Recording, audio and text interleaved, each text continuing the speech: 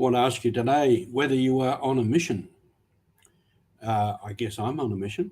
That's why I'm here. We can all have a mission in some way or other.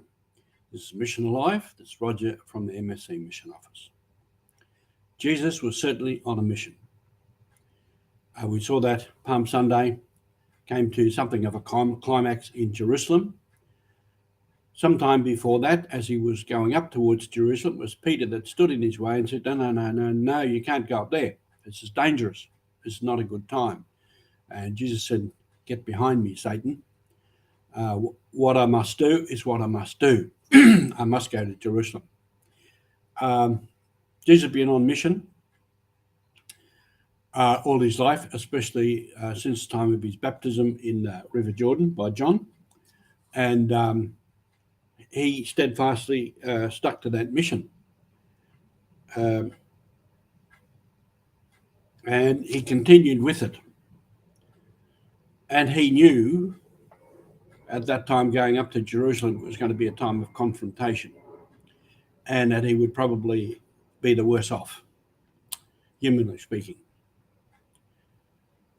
And what happened, as we'll see over this Holy Week and the Easter Triduum on the weekend, a disastrous finish to his mission in human sense, and very gruesome, very painful, very cruel.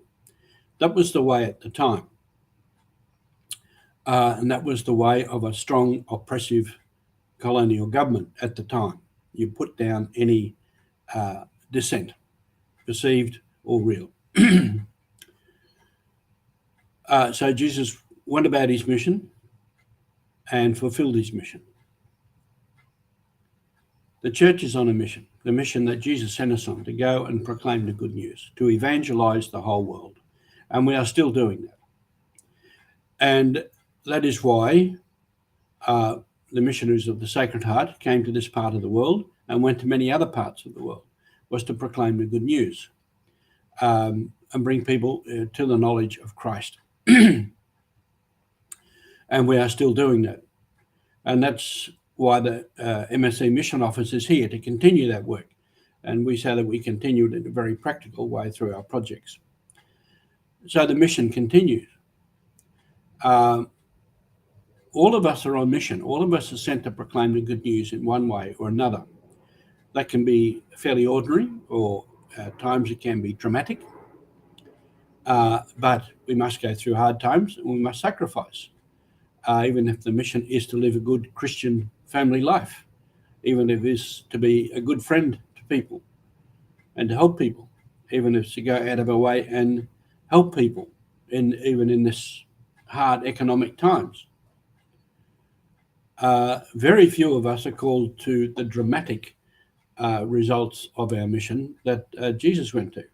Very few are really called to martyrdom, in that sense, to die for the faith. And often it means dying very badly.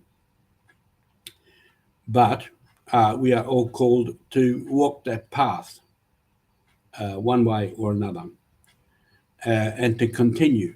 And this is often the hard part, to continue over many, many years, to keep putting our shoulder to the wheel, and to keep moving and to keep going and to keep that faith.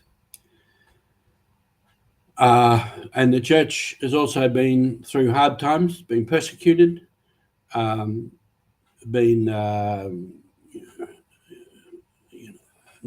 people like today with some of the difficulties that we've got, the abuse, and that many people are leaving the church, don't want anything to do with the church. That's in a sense for the whole church a way of martyrdom, as it is for the victims of that abuse. It's a way of martyrdom. It's a way of continuing a mission of trying to be faithful. We have to work our way through all these things, all of us together, and that's our combined mission.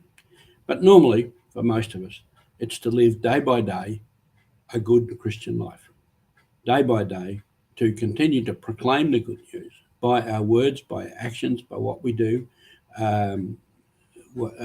what we profess as our faith, and that can come down to things like working for peace, for justice, for the right thing, standing up for people who are oppressed, standing up for people who suffer racism, prejudice of all kinds to build, and we have a chance in Australia. We are a multicultural society, and we can build with that a truly Christian society.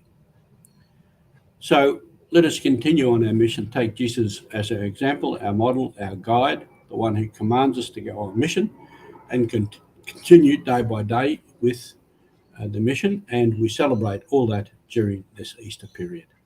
Thank you for being on mission with us.